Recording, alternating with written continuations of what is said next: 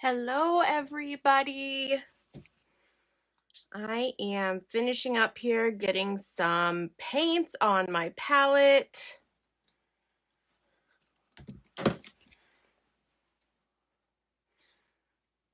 So I'm going to go with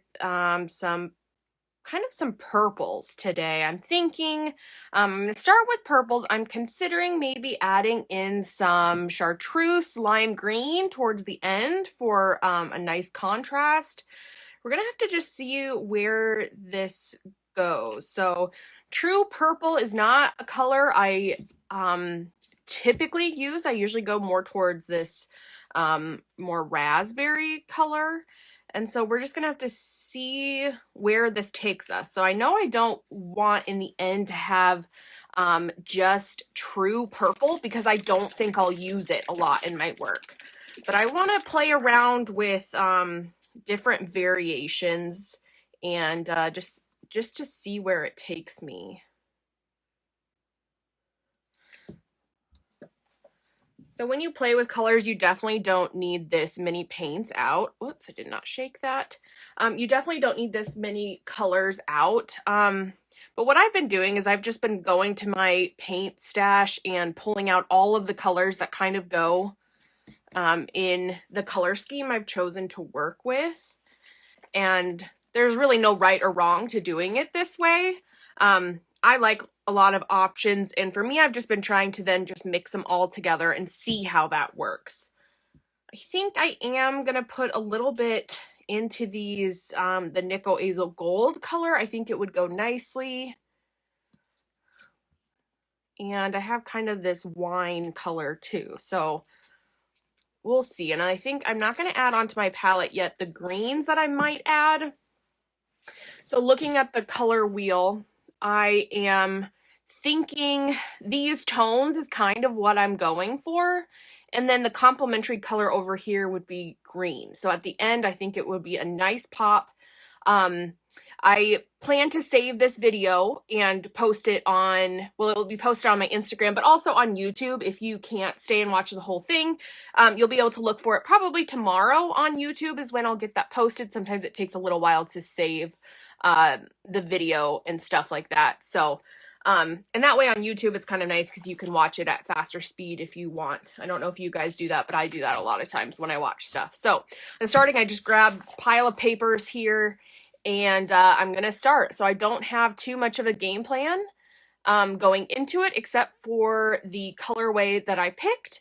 And that's my big goal there. So I'm going to be really loose with how I play, not give myself too many rules here, and just see where things take me. I'm going to pick out a couple brushes to start with. I have so many brushes, but I seem to always go back to some of my favorites.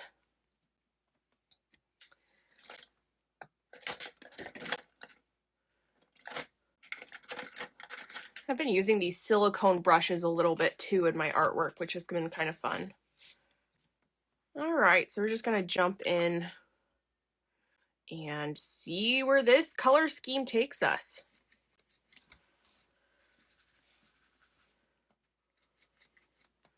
If you have questions along the way or comments, I'm reading your comments as they come up also.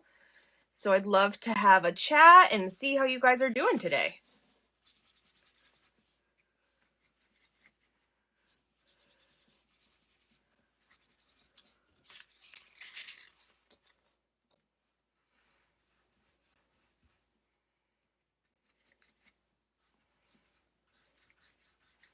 These first layers, I really like to be loose with how I mark.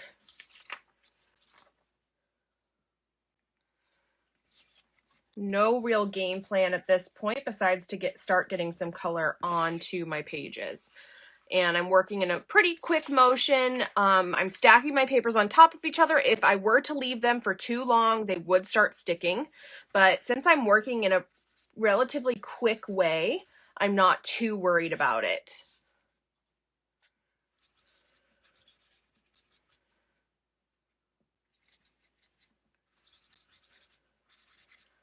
I've been playing a lot with the what ifs when it comes to color mixing. and what happens when I mix these two colors together. I feel like that's how we can gain confidence in our color mixing, is just by starting to do it. We can study color theory as much as we want, but until we start digging in and trying it for ourselves, it's just a theory. So we got to go in there and play with our own colors and see how things are mixing together.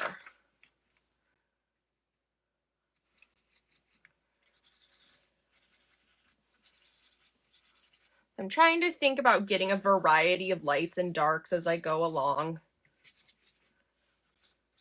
And I added some fluorescents onto my palette as well. I've really enjoyed seeing how those mix with other colors, and they don't really read neon when they're done, but sometimes those fluorescents can come through from underneath and be really pretty.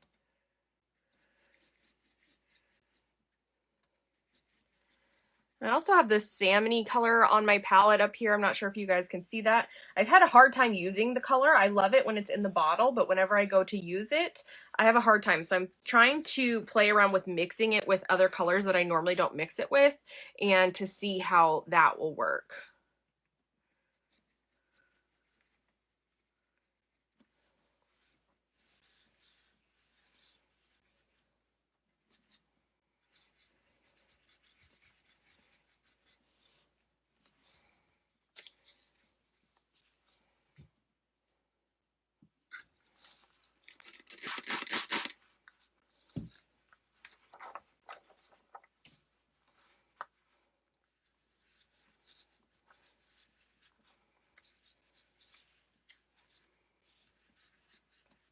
I'm okay with these first layers looking a bit questionable.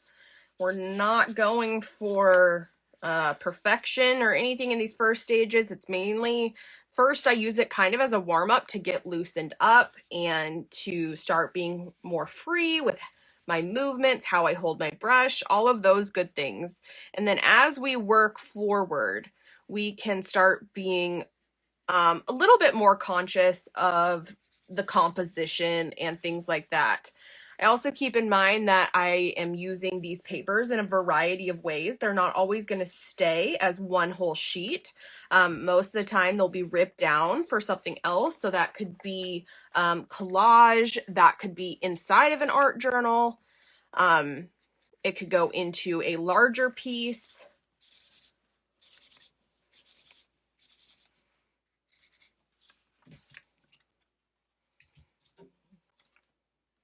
Been really fun experimenting with marking on black paper lately with things other than white, and seeing how it can really shine through the fluorescence.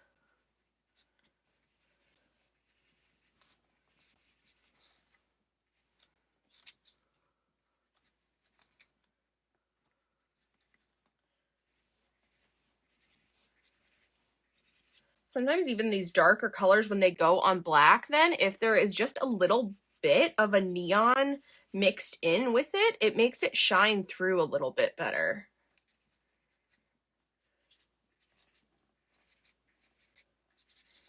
And I'm really putting on relatively thin layers of paint at this point. And so I'm putting on a little thin layer, letting it dry a little bit, and then I can come back and add more as well. And then you can get a really layered look.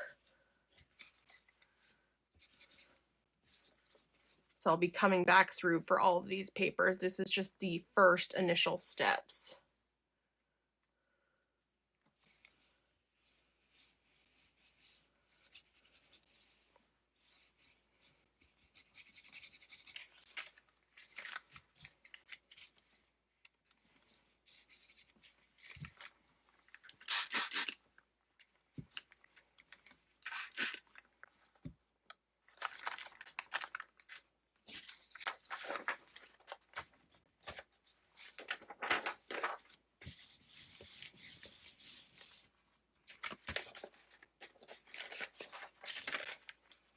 Doing more of a drippy approach is a really great way to get some first base layers on your paper as well.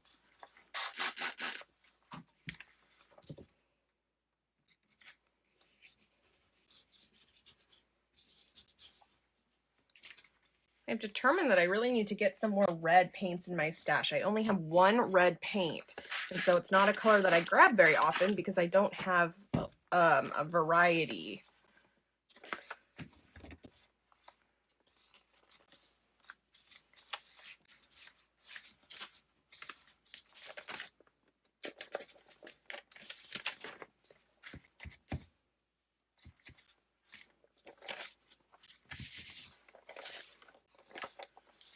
But as you can see here, red can be quite an overpowering color too. So you just have to be a little bit more conscious of how you use it.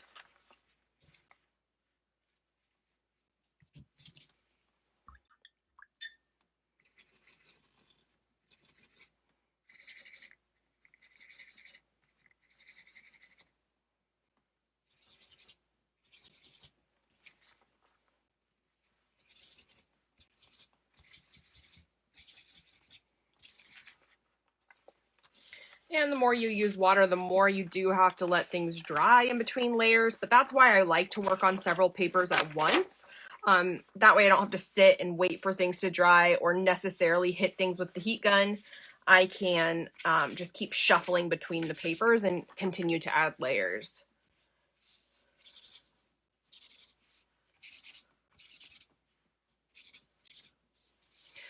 I think I'm going to bring out some of my acrylic inks that are already more liquid to start with.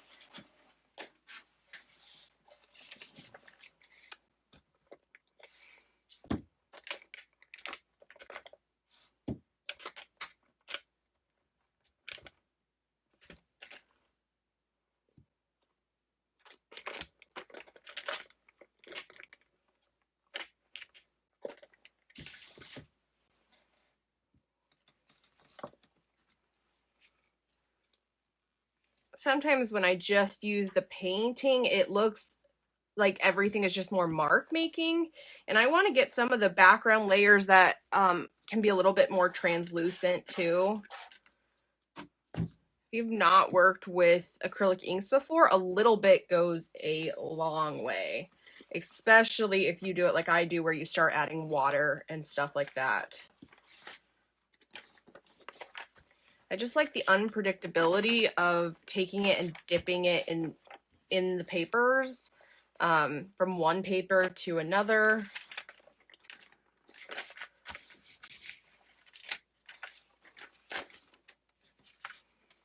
One thing I'm going to add at the beginning, which I usually forget, is I want to add some scribble marks in, so that they come into the base layers.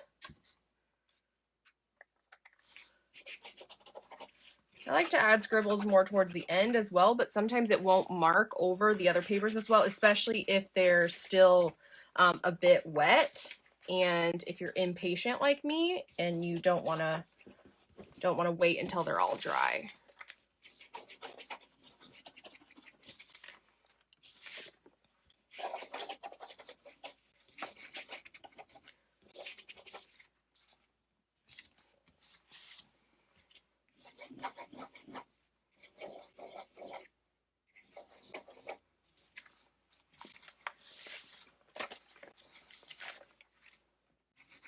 So as I go, I kind of just keep pulling from the bottom of the stash and keep piling them on top. This way I get constant movement as I'm working. I did pull out some, I did just strips of masking tape on top of a sheet of baking paper, of parchment paper. And this creates really fun masking tape or washi tape for you to use later. So I'm going to explore a little bit with that as well. I don't want to add too much water on top of the tape though, because I would be worried about it seeping underneath and ruining the adhesive. This isn't the best quality of masking tape, but I really like it for a couple reasons. The set that I got it in came in multiple widths, so I don't have to cut it down to different widths. It's already that way to begin with. And the other reason is it's really textured, so it has quite a bit of tooth to it, which you wouldn't always want if you're using it for like regular masking tape purposes, but for for mixed media artwork, I like the tooth that it has, and it holds on to paint a little bit different. And you can almost see the texture a little bit once you're done working on it.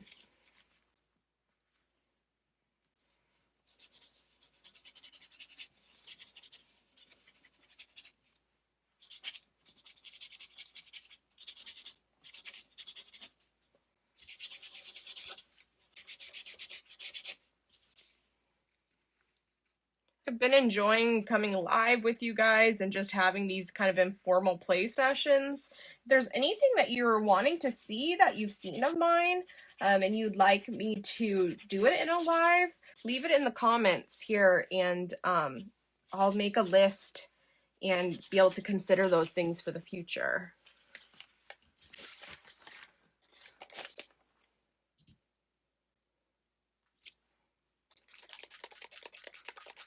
I feel like this set of papers is going to need a little bit more work from me to get around. It's not, I mentioned in the very beginning, this true purple is not something I lean to a lot.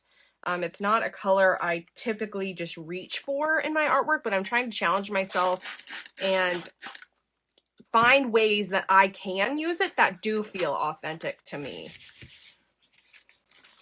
So at the end of this play session, if I'm still not loving the papers, that's okay.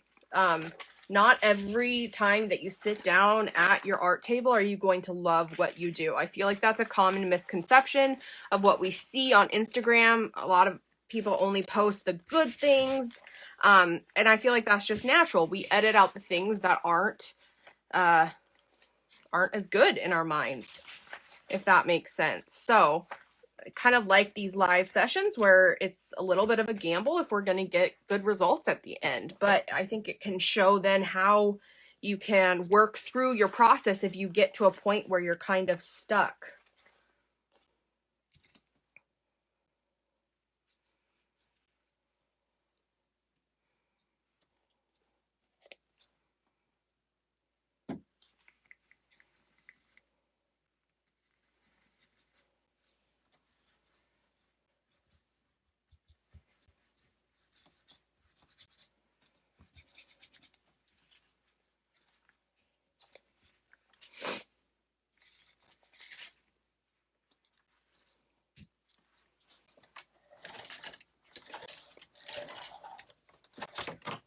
Feel like it's all feeling a little bit more disjointed today than normal. And I do think the colors for me have something to do with that. So at this point, I'm trying to think of ways that I can make, how I can get in the flow a little bit more. So instead of just sticking to paints, if that is not getting you where you need to go, I'm trying to bring in some other elements now and see if I can make these colors work for me.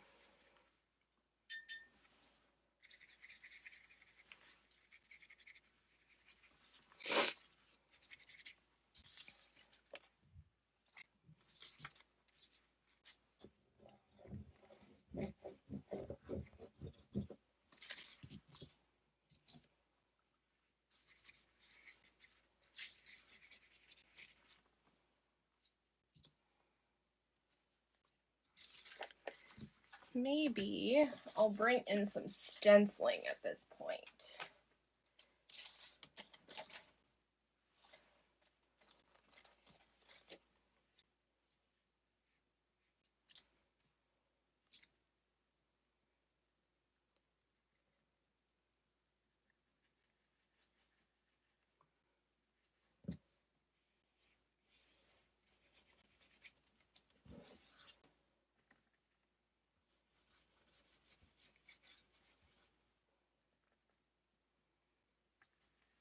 Let me know if you have any ideas or things that you'd like to see me try.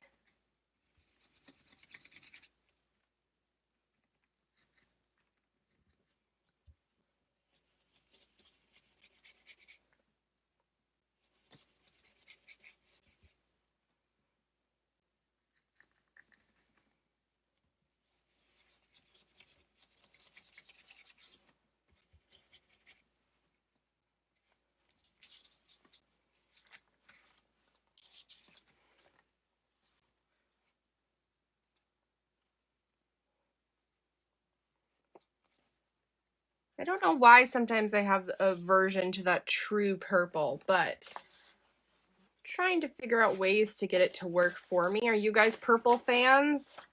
Am I alone in the thinking that it's a little bit harder to use? I know we're all drawn to different colors.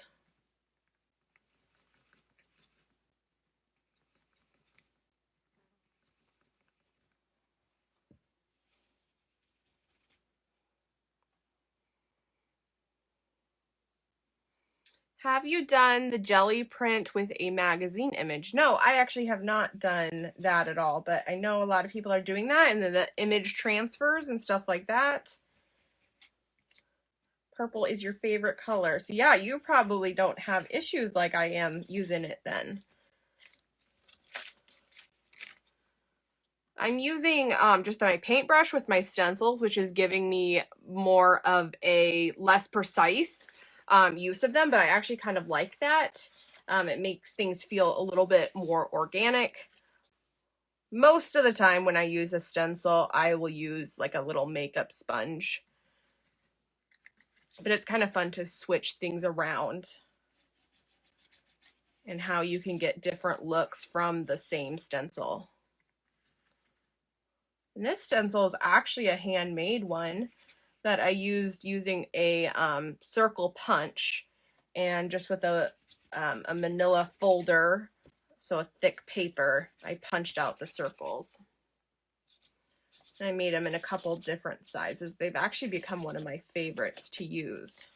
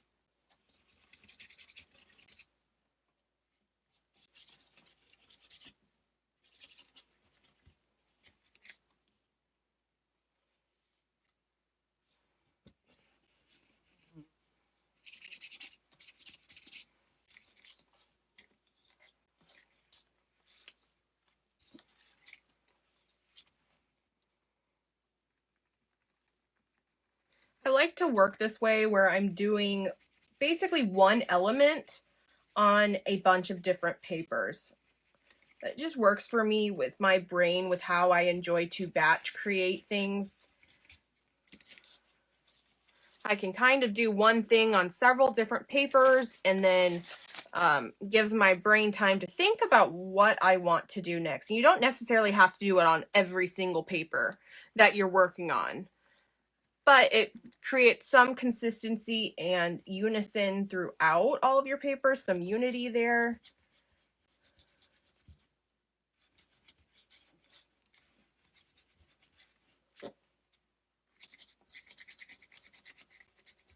And the goal for me is not to have them all necessarily match, but if I go and take these and use them in a project, the unity that's already there from working this way just makes things flow together really nice.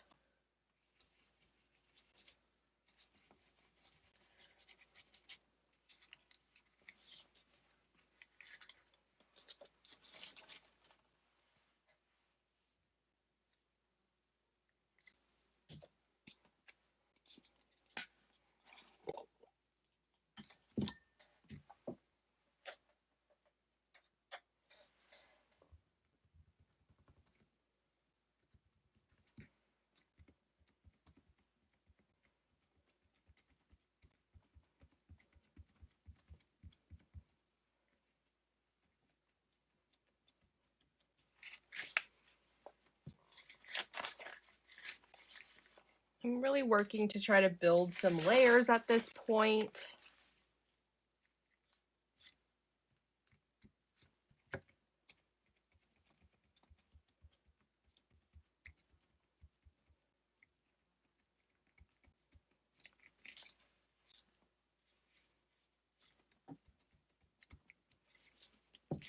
when I use stencils, I typically don't use the stencil in its entirety, but I just kind of pick parts of it to use.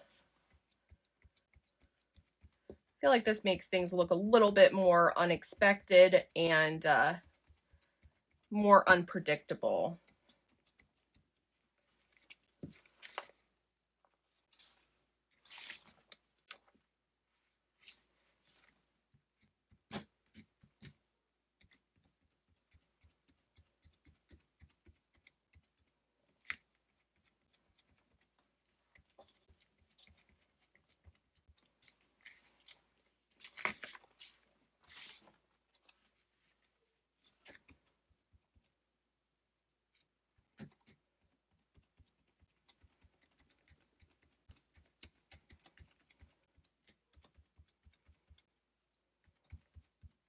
I've been trying to work also with leaving some sheets a little less busy than others, because I've been noticing when I pull for projects lately, if they're all super busy, it makes it harder, and then you almost have to go back and spend time making some that have more, let's say like larger areas of just a solid color in them versus all little tiny marks. But you could also create those in 2 separate sessions if your brain is one that wants to make all of the little art marks at one time and then later come back and do some more color blocked sections. That works as well.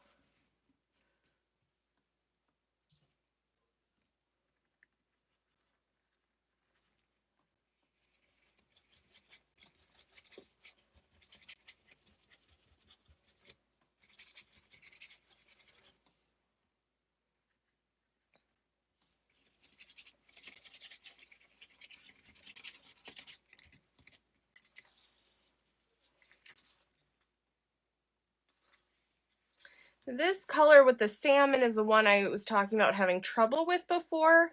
I just end up not liking the color once it's down, and I think it shows up maybe a little bit different on camera, but I'm gonna put a little layer over it.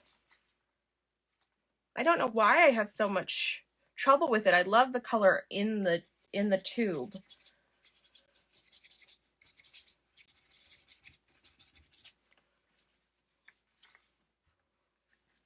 But I've been determined. Every now and then I pull it back out and try to use it, so I have not given up on it yet.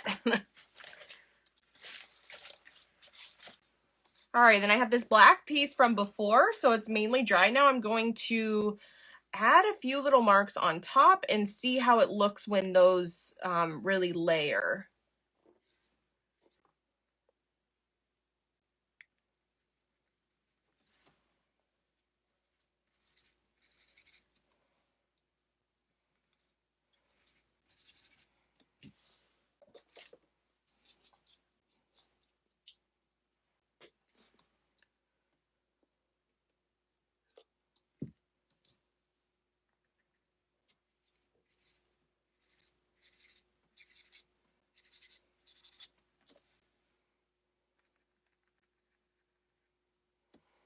Try mixing the salmon with yellows or golds. That's a good idea. I'll have to try that. Not with these colors, but I'll have to try that off camera or next time if I do some yellows. Because I really would like to use it. It's a shame just to have paint that you don't use in your stash, just taking up room. So I am determined to make it work at some point.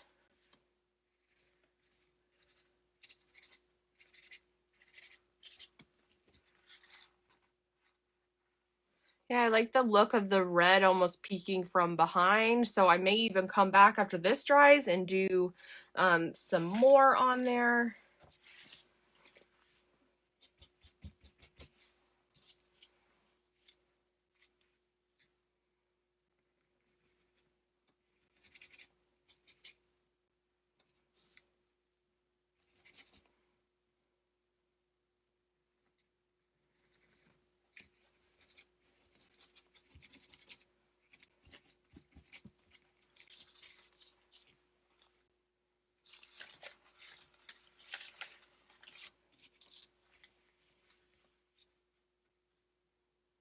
I'm still considering at the end here bringing in some of that chartreuse or that lime green color to really give it a contrast complement. We'll see. I'm not sure if these papers really went in the direction I was thinking, but I like the joy of how that happens. I've liked giving myself a color scheme to start with and then just see where it goes. No other limitations, but some sort of guidelines. I do find it useful to start with. It almost reins in my mind and my ideas a little bit. I feel about red like you do about purple, have to make myself use it. Yeah, I do like red, but it can be very bossy. But I wanted to show you guys me working with a color that doesn't come as naturally. I think sometimes I get told that it just seems to come really naturally and I don't have to put a lot of effort and stuff into it. And some colorways it is like that. Chartreuse on its own, love. I have no problem. But other ones are a little bit more of a struggle. And sometimes our taste preferences, we just don't like it. But I do like it when other people use purple oftentimes. So I'm going to keep working on it and get it to a place that I like it as well. And that may not happen just in this session.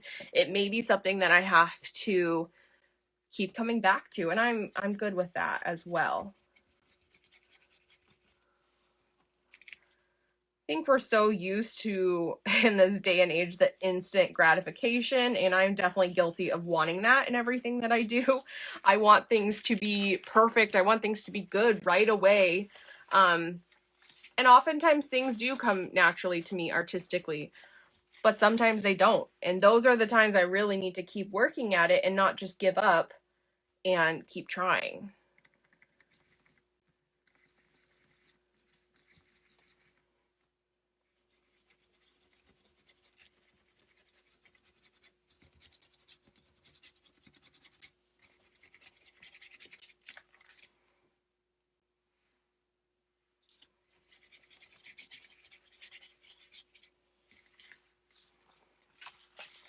Yeah, these still look a little bit like a hot mess at this point.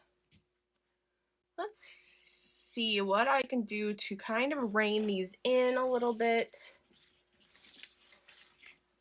I'm going to take a little bit of an inventory of what I have so far as I get distracted with something else.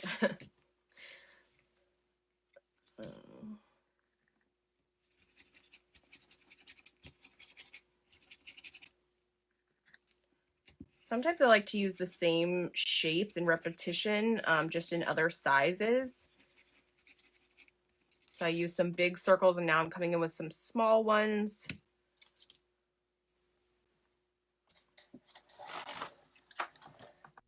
Continue on to part 2 to see the rest of this live replay. See you over there. Thanks for watching so far.